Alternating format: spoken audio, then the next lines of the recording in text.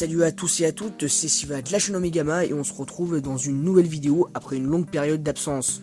Et j'en suis désolé, qui va traiter du projet ITER. Mais cette fois je ne suis pas du tout seul, je vais le faire avec mon ami Idriss. Bon, premièrement, c'est quoi le projet ITER? Faut savoir que le projet ITER, c'est un projet dans lequel 35 pays s'investissent, dont la Chine, l'Union Européenne, même si c'est pas un pays, l'Inde, le Japon, la Corée, la Russie ou encore les États-Unis. Et en gros, ils visent à créer une machine capable de créer de l'énergie électrique en utilisant la fusion nucléaire.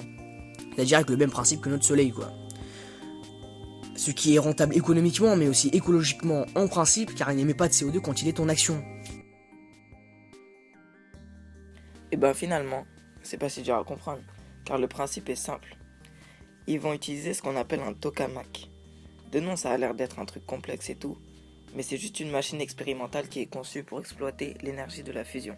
C'est pour ça que le cœur du tokamak est constitué d'une chambre à vide en forme d'anneau dans l'intérieur duquel, sous l'influence d'une température et d'une pression extrême, le gaz d'hydrogène se mue en plasma. Oui, plasma, car c'est le milieu dans lequel les atomes d'hydrogène peuvent fusionner et ainsi générer de l'énergie. En parlant de fusion et de plasma, faut savoir que la fusion, c'est la source d'énergie qui alimente notre soleil, et même n'importe quelle autre étoile par ailleurs. Mais il faut des conditions de température et de pression extrêmes, comme ce qui règne au cœur de ces corps stellaires. Dans leur cas, les noyaux d'hydrogène entrent en collision et se fusionnent pour former des atomes d'hélium, et ainsi libèrent de l'énergie. Dans le tokamak, c'est un peu la même chose qui est reproduite, c'est-à-dire une température très élevée, quasiment de l'ordre du 150 millions de degrés Celsius, avec une densité de particules qui est suffisante pour pouvoir produire un maximum de collisions possibles.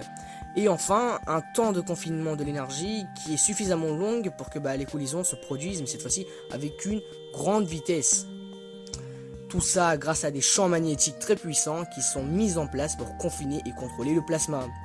Bon, le plasma, on en parle depuis tout à l'heure, mais du coup, c'est quoi le plasma? Le plasma, c'est simple. Jusqu'à présent, vous deviez sûrement connaître les 3 états d'une matière, c'est-à-dire solide, liquide et gazeux. Laissez-moi vous dire qu'il y en a en réalité 4. Oui, car le plasma, c'est le 4e état d'une matière. Lorsqu'un gaz est porté à très haute température, ses atomes se dissocient, c'est-à-dire les électrons et les noyaux se séparent les uns des autres et le gaz en question se transforme en plasma. Et c'est dans ce milieu que les noyaux légers peuvent fusionner avec d'autres noyaux et ainsi générer de l'énergie. Ici, ils vont utiliser de l'hydrogène, car c'est l'un des éléments dont le noyau est très léger, mais plus exactement du deutérium et du tritium, qui sont des isotopes de l'hydrogène.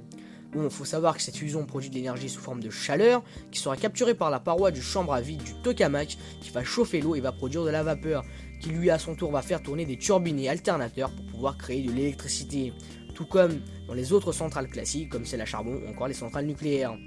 Il ne faut surtout pas confondre la fission nucléaire et la fusion nucléaire, car la fission nucléaire c'est ce qu'on utilise dans les centrales nucléaires actuelles qui produisent des déchets radioactifs, alors que la fusion nucléaire, lui, n'en produit pas. Et il ne faut pas oublier que la configuration tokamak a été conçue par des chercheurs soviétiques au début des années 50, et puis a été adoptée dans le monde entier. Le projet ITER s'inspire de tout ça et veut créer le tokamak le plus puissant du monde. 500 MW de puissance de fusion pour une puissance en entrée de 50 MW. Le directeur du projet ITER, Bernard Bigot, a d'autres objectifs, comme démontrer le fonctionnement intégré des technologies d'une centrale de fusion électrogène. Il y en a encore d'autres que je vous invite à aller voir sur leur site en description. Tout ça c'est bien, mais justement, quand vont-ils vraiment commencer? Bon, la date du premier plasma est prévue pour le mois de décembre 2025, en sachant qu'elle est encore actuellement en construction. Avec l'assemblage de 1 million de composants, c'est-à-dire plus de 10 millions de pièces, ils ont encore du boulot devant eux. Bon, dites-moi ce que vous en pensez en commentaire, car effectivement c'est très avantageux de pouvoir produire beaucoup d'énergie tout en émettant pas de CO2 et ni de déchets radioactifs, mais par contre il faudra prendre en compte la quantité astronomique de CO2 qu'elle aura relâché dans l'atmosphère juste pour sa création, sans compter les quantités gigantesques de terres rares qui devront être utilisées pour une machine aussi titanesque. Je vous en laisse juger par vous-même. Sur ce, merci d'avoir regardé la vidéo jusqu'à la fin, n'hésitez pas à la liker ou encore à la partager. Si vous aimez le concept de la chaîne ou bien notre contenu, abonnez-vous et activez la cloche pour ne pas rater de futures vidéos. Et ciao!